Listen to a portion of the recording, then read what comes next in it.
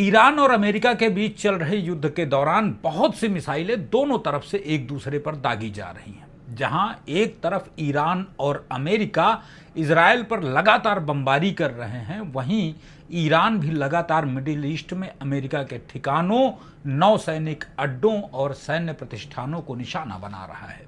UAE सहित middle east के उन सभी देशों पर ईरान हमला कर रहा है जहां भी अमेरिका का आज जरा भी वजूद है। ऐसे में प्रॉपर्टी मार्केट को लेकर लोगों में गहरी चिंता है, खासकर उन लोगों में जिनकी इन्वेस्टमेंट यूएई सहित मिडिल ईस्ट के अन्य देशों में है।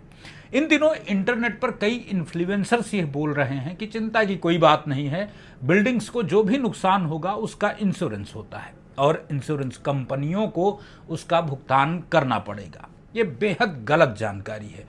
कोई भी इंश्योरेंस कंपनी इस तरह के युद्ध के टाइम पर हुए हमलों से जो नुकसान होता है का भुगतान नहीं करेगी। जो भी नुकसान होगा उसे वार के दौरान यानी युद्ध के दौरान हुआ नुकसान माना जाएगा और कोई भी इंश्योरेंस कंपनी युद्ध के दौरान हुए नुकसान की भरपाई करने के लिए बाध्य नहीं होती है। अब इसमें एक क्लॉज है कि अगर वॉर रिस्क इंश्योरेंस नहीं खरीदा गया है तो, और ज्यादातर मामलों में वॉर रिस्क इंश्योरेंस नहीं खरीदा जाता है क्योंकि यह काफी ज्यादा महंगा होता है। इस विषय पर बात करने वाले अक्सर लोग अमेरिका के वर्ल्ड ट्रेड टावर का उदाहरण देते हैं और कहते हैं कि अमेरिका में जब अलकायदा ने हमला किया था तब बाद में इंश्योरेंस कंपनियों को भुगतान करना पड़ा था। बिल्कुल ठीक बात है, लेकिन वो ये भूल जाते हैं कि अलकायदा ने जो हमला किया था वो आतंकवादी घटना थी, ना कि एक घोषित युद्ध।